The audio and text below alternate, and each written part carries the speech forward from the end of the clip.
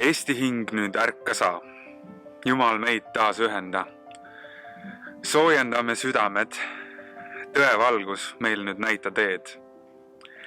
Et kokku tulla märkaks me ja vaba hing meist tärkaks veel. Ei kurjust, ihnust ega valesid ma talu, me kõigi eest ma täna palun. Hoidkem ise õiget kurssi, et meid esindama ei saaks ei just jorssi. Mitte kõva kätt ega liig vaba meelt, vaid tõelist tarkust, mis me kõigi eest. Julgust, tarkust ja armu, väärikat inimest, mitte varmu. Olgu igaühel südamel meie laste tulevik. Pimedus, su aeg on läbi, valguses jääb sul vaid häbi. Aga mitte sinu tandril relvaga, vaid siin samas iseendas ma. Andestan, sest kukkunud me kõik. Kuid ei enam valvsust kaota, põrsastele ei pärleid laota. Olgu kogu ilma laimu, et Eesti hing, see kannab tõe vaimu.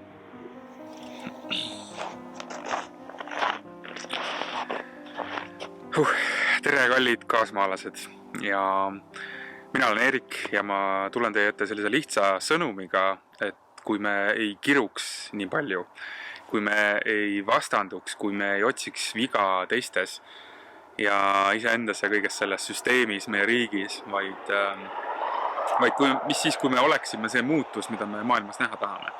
Et kui me võtaksime osa selle asemel, et olla need tugitooli kriitikud, kes kõike nii hästi teavad, aga ise kunagi midagi tehtud ei saa.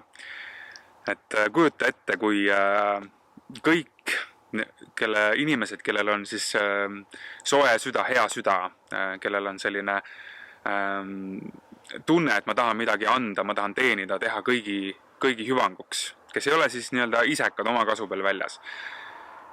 Kui need inimesed, kellel on hea süda ja tõetunnetus, kes tunnevad tõde iseenda sees, kui kõik need inimesed võtaksid osa, kas või oma valdkonnas, eks, kas või kohalikus elus, aga meil on nii väike riik ja meil on nii väike kogukond, et ma arvan, et see ei ole üldse keeruline.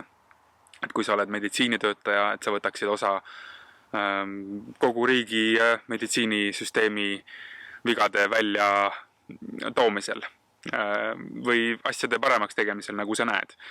Et nii paljud meist on nagu hirmul selles, et mida minu hääl küll saab või et see on nii keeruline kõik, et siin nii palju korruptsiooni ja ma näen endal ka, et ma olen nagu mingis kohast nagu justkui ma olen alla andnud selles, et nii palju isekaid inimesi, nii palju nagu kurjust on maailmas ja mida meie siis nagu teha saame sellele. Et parem siis nagu eemalduda sellest nagu süsteemist ja ühiskonnast ja riigist ja luua uus. Aga mille peale ma nagu ei mõelnud, kui ma neid kohti mõtlesin, et issand, et tegelikult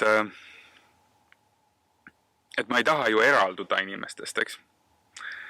Et ma tahan koos, ma tahan, et me leiaksime ühisosa, ma tahan, et me mõtleksime kõik, mis on meile kõigile kõige parem. Ja selleks ma arvan, et ei ole kedagi teist, välja arvatud mõningad erandid, kes ei usuks sellesse, et tõde selgub avaliku arutelu käigus. Et tõde, see on juba vana sõna, selline tõde on kui lõvi, et lasete puurist välja ja ta kaitseb ise ennast, ta ei vaja kaitset, me ei pea peitsma.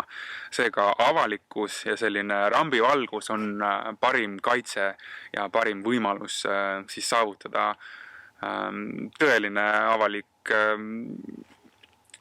avalike huvide ja kõigi ka meie laste tuleviku nimel parimad otsused ja lahendused praegu. Et praegusel ajal, kui meil on tulemas valimised, on nii oluline, et need inimesed, kes kandideerivad siis sinna, et olla juhtpositsioonil, olla valitsuses, olla Riigikogus, luua seadusi ja viia neid ellu ja valida kurssi meile, et need inimesed oleksid vastutavad, igaüks iseenda, iga otsuse eest, mida tehakse Riigikogus, mida tehakse valitsuses.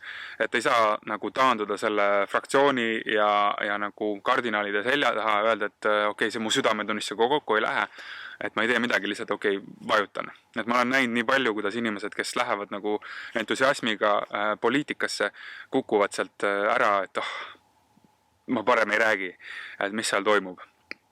Et olles ise seda õppinud, olles ise poliitika tagatoas mõnda aega töötanud, ma julgen teid kõiki innustada osalema selles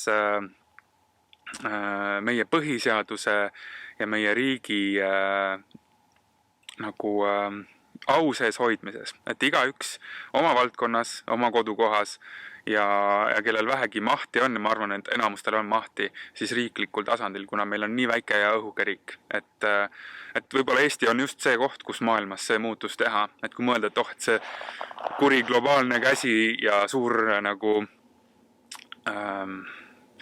vandenõu, mis justkui üle maailma nagu toimub, et ma arvan, et meil on 100 000 inimesi Eestis, kes näevad seda nii. Ja ma arvan, et see on väärt debatti, see on väärt avalikustamist, see ei ole väärt tsensuuri või sulgemisi, tühistamisi. Need hääled on hirmuhääled, need on need samad pimeduse hääled, kes kardavad rambivalgust, sest tõde ei karda valgust, tõde on valgus ja tõde on elus, seega me ei saa võtta ainult aluseks seda, mis on kunagi kirja pandud või mida on alati tehtud. Traditsioone tuleb austada ja inimesi tuleb austada, kuid me peame olema valmis. Vaatame üle neid asju, mida me oleme teinud ja kuidas me oleme teinud, et kas see on tõesti parim. Ja mida rohkem meid sinna just kui nüüd kambaga peale läheb, neid häid inimesi, neid tõetunnetuse ja hea südamega inimesi, seda võimsam ja parem see tulemus on. Et ole sa õpetaja, ole sa lihtsalt loodusentusiast, ma arvan, et sul on midagi öelda, mida meie nii-öelda seadustikus ja sellel, mida sa justkui pead tegema ja taluma, mida sellest paremaks saaks muuta. Olgu see siis karjääride ehitamine põhjavee arvelt, kõikide nende metsade kadu, mida mina oma elu ajal olen näinud siin nagu metsikult, nagu lihtsalt nii kurb. Ja nad mõtlevad, et kas siin 9 või 10 ja vaatame, mis me selle raiemahuga teeme. Et on see siis meie loodus, on see meie ühiskond, meie ühine raha, ütleks Eesti inimestel on nagu meeletu maksukoormus, et see nagu euro, mida sa lood, ütleme, kui sa oled ettevõtja ja tahad midagi ette võtta ja lood 1 euro ja tahad oma naabri käest midagi, siis riik sellest eurost justkui võtab 80 senti endale. Et pane sinna, kuidas sa siis nagu kõik seda nagu juriidiliselt korrektselt teeksid, et sa ju maksad käibemaksu 20%, sa maksad sotsiaalmaksu 33%, seal tulumaksu 20%, juba on 70%, eks pane mõni aktsiis ja kaudne maks siis elektri, mille iganes näol otsa sinna, mis läheb siis kuskilt ikkagi sinna riigi kukrusse. Oleme me 80-90% maksukoormuse all. Ja inimesed, kes sinna lähevad, ma ütlen, on enamjaolt isekad ja need, kellel on see tunne, et jah, ma tahan midagi ära teha, pettuvad peagi, sest et neile sajatakse kaela sellisega, et mis sina nagu tead, sina vaata ja õpi ja kui sa teistmoodi arvad, siis mis me tegeleme sinuga. Et see ei pea nii olema, et kui on piisav arv inimesi, kes ärkab julgelt üles nüüd praegu, sest et enam ei ole aega istuda diivanil, teisi kiruda, ise mitte midagi tegeleda, mitte midagi teha. Et eks Tartu Ülikoolis mäletan üks huvitav politoloogia erialane nagu tsitaat, mis kõigile meile meelde jäi, kes me seal pidutseda rohkem tahtsime, oli see, et kui sina ei tegele poliitikaga, siis tegeleb poliitika sinuga. Nii et poliitika ei ole räpane asi, see on paratamatu osa elust. Et me tuleme kogukonnana kokku ja me ühiselt otsustame, kuidas me seda meie ühist elu, mida me peame koos tegema, kuidas me seda majandame ja mis otsused me otsustame. Ja kui sa ei ole rahul nende inimestega, kes on seal eesotsas, kes teevad neid otsuseid, siis on sinu kohus kodanikuna sellele korruptsioonile ja ebaõiglusele vastu astuda. Ja usu mind, kui sa seda teed, siis sa leiad neid, kes on sinuga koos. Ja kui sa juhid tähelepanu millelgele, mis on valesti, siis see on aateline, see on õige tegu. Olgugi, et need, kes seda valesti teevad, neile see ei meeldi ja need sind ründavad, siis südames sa tead, et see on õige ja see on sinu kohus sellele tähelepanu juhtida.